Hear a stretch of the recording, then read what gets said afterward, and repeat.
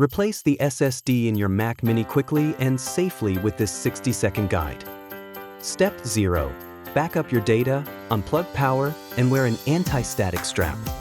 Tools checklist: precision Torx set, spudger, tweezers, replacement SSD, and thermal pads. Step 1. Flip the Mac Mini and remove the base cover screws carefully. Step 2. Disconnect fan and power cables. Keep connectors aligned and labeled. Step 3. Remove the SSD bracket screws and slide the old module out gently. Step 4. Install the new SSD, seat it fully, and secure the bracket screws. Replace any thermal pads, reconnect fan and power cables in their original positions. Reinstall the base cover and tighten screws evenly, keeping screws organized by location. Before and after montage: speeded clips of disassembly, then reassembly for quick comparison.